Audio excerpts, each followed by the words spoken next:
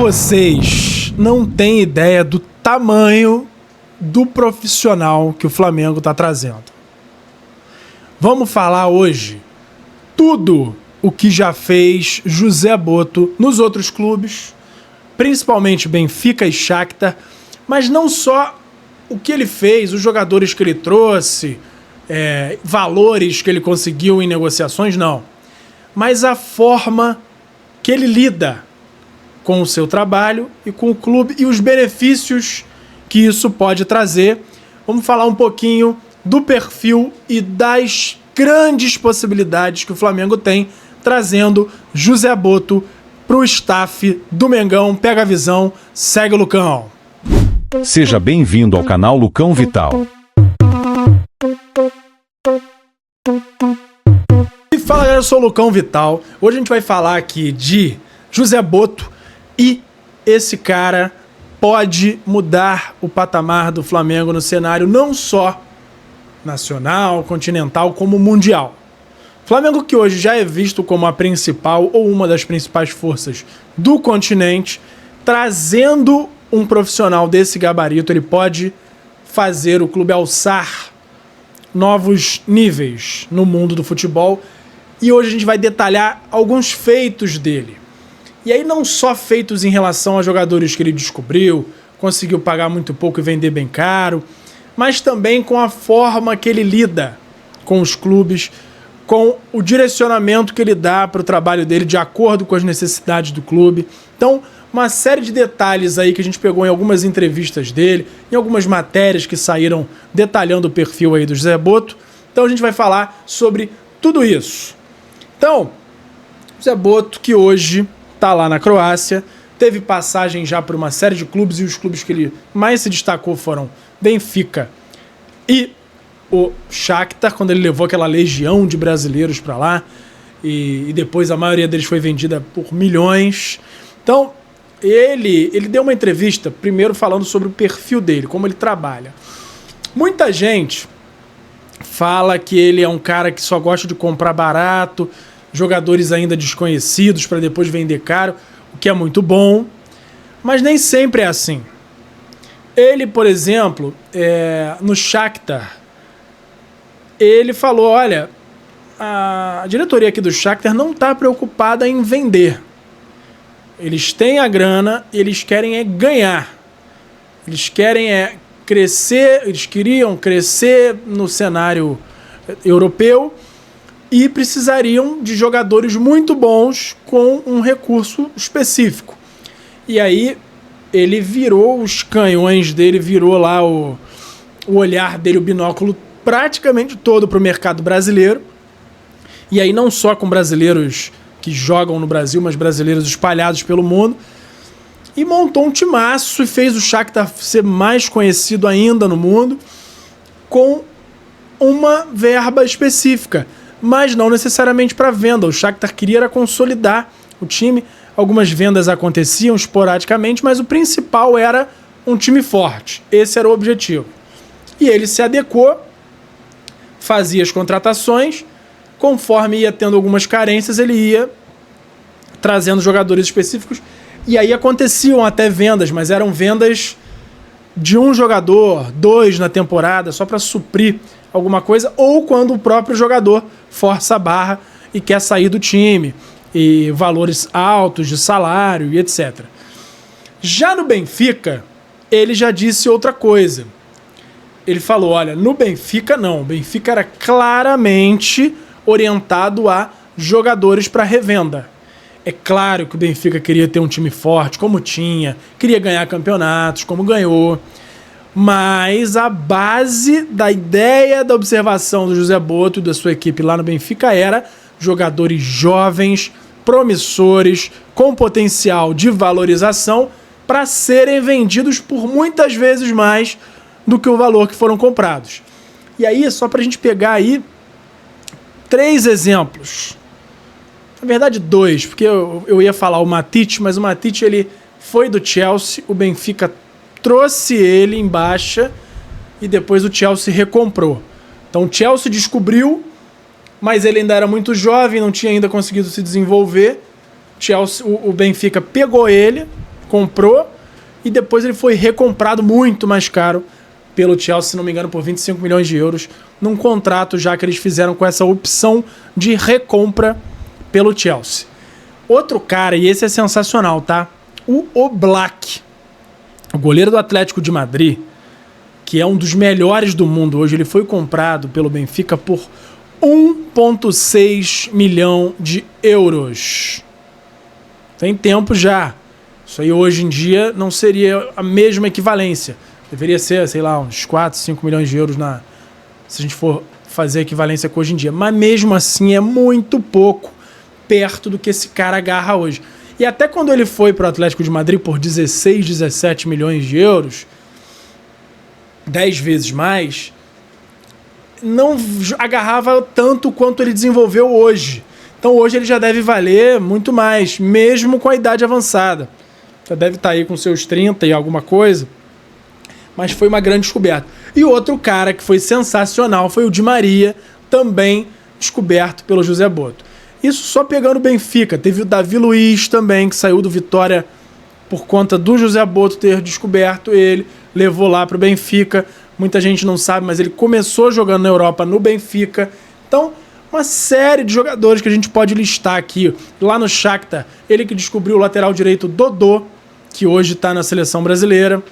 Teve também o Ramires, volante, que depois foi para o Chelsea. Uma série de jogadores aí. O Witsel também, volante belga lá, com um blackzão, cabeludo. Tem muito jogador bom. O Ederson, goleiro do Manchester City e da seleção. Então tem muita gente aí que foi o Boto que descobriu. E a gente então, eu vou ler aqui um pedacinho de uma matéria que detalha bastante o perfil aí do José Boto. Vamos lá. José Boto encerra sua passagem pelo Osijek no dia 21 de dezembro, após o jogo contra o NK Istra 1961 da Liga Croata, após uma rescisão amigável com o clube, ou seja, não tem custo para o Flamengo. Ele viaja ao Brasil na última semana de 2024. Embora o anúncio oficial ainda não tenha sido feito, sua contratação é dada como certa e ele já participa de reuniões remotas com o BAP e outros membros da nova gestão do Flamengo.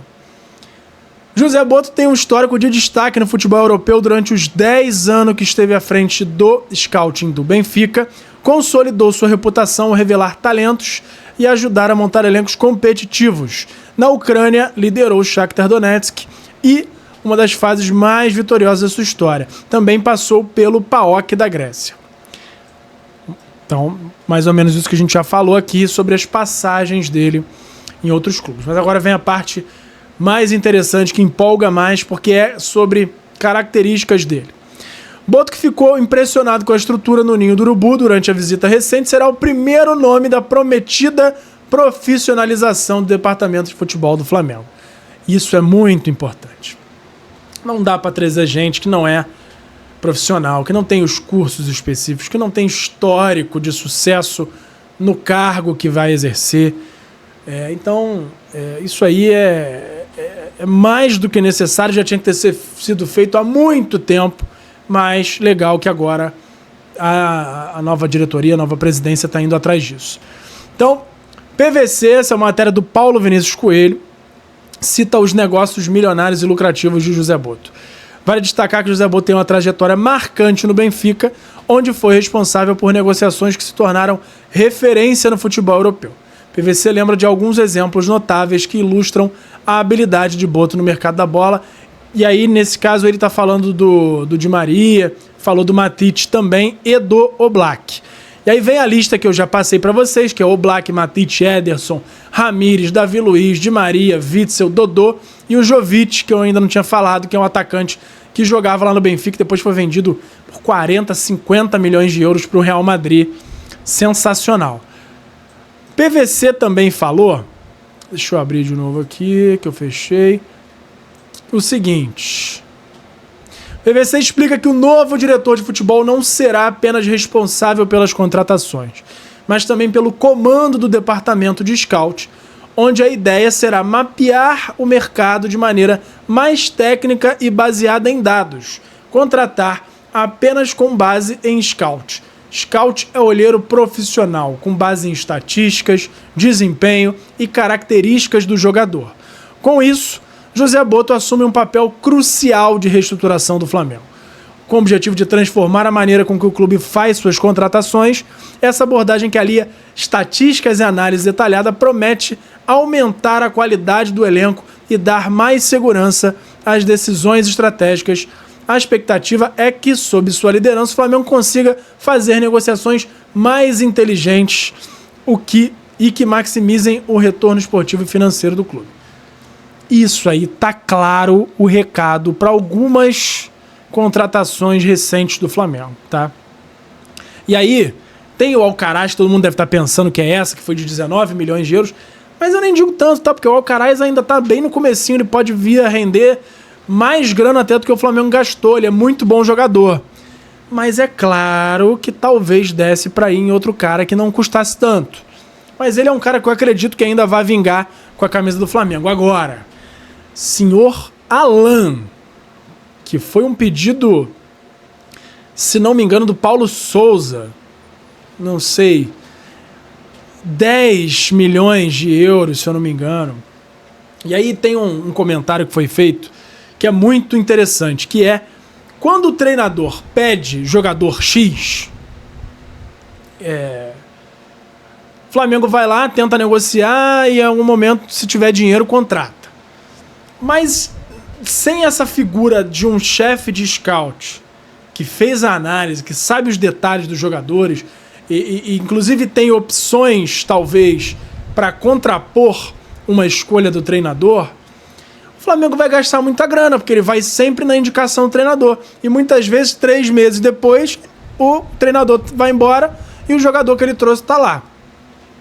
Então, é muito importante ter um cara do scout, dos olheiros, com nome forte, com a possibilidade de contrapor essas escolhas dos treinadores. Olha, você quer o Alan, mas eu tenho jogador XYZ que tem uma característica muito parecida. Muitas vezes eles têm estatísticas até de um desempenho melhor e custam menos. Por que não ir nesses jogadores? E aí, o treinador e até a diretoria, que é quem vai decidir, pode ficar convencido com essa contraposição e ir nessa outra sugestão dos olheiros, que normalmente tem uma observação mais profunda e não só uma questão de o treinador viu, gostou, pediu. Então, não necessariamente isso vai acontecer e é bem provável que isso passe a acontecer com mais frequência agora com a chegada de José Botto ao Flamengo. E aí eu quero ouvir de você o que você espera com a chegada de Botto ao Flamengo. Se essa mudança aí de perfil com um jeito mais profissional de lidar com cada função dentro do clube. E aí é um recado direto para o Marcos Braz, que ele pode ter postura de tudo menos de profissionalismo. Eu já falei isso anteriormente. E é a minha maior crítica na última gestão do Flamengo. O Landim é um cara que, para mim, teve decisões muito corretas, tá? Até na postura dele sobre a renovação do Gabigol, eu acho que ele fez o certo. E aí eu não vou entrar agora nesse assunto, mas basicamente foi: o Marcos Braz conversou com o Gabigol, chegou num acordo com salário com aumento gigantesco e 5 anos, beleza, apertou a mão. Chegou no momento de realmente renovar, chegou à mesa do Landim esse contrato e o Landim falou: não dá para fazer isso aqui. 5 anos com esse valor aqui pro que ele tá jogando, não tem condições, e negou. E aí tudo aí começou a gerar aquela discussão lá com o Gabigol, essa birra dele, ele ficando revoltado com o Flamengo porque não cumpriu a palavra, só que a palavra que foi dada para ele era do Marcos Braz. E o Landim barrou porque não fazia sentido a renovação nos moldes que estavam já acordados. Mas o assunto hoje é José Botto e eu quero ouvir de vocês o que vocês acham, o que vocês têm de expectativa para a chegada do português ao Flamengo. E não esquece de curtir o vídeo, de comentar, de compartilhar com os amigos, com a família, de me seguir em todas as redes, no @LucãoVital, no Instagram, no YouTube, no @Lucão_Vital no TikTok e no Kawaii. E também não se esqueçam de se inscrever aqui no canal. É muito importante, tem muita gente vendo aí os vídeos. Teve vídeo aí batendo 30 mil, 20 mil, 60 mil. E estamos chegando agora a 4 mil inscritos. Então, vamos dar aquela força, vamos dar aquela moral. E pega a visão, segue o Lucão e até a próxima. Valeu! Obrigado por assistir. Não se esqueça de deixar o like, se inscrever no canal, ativar o sininho das notificações e nos seguir em todas as redes. Até a próxima!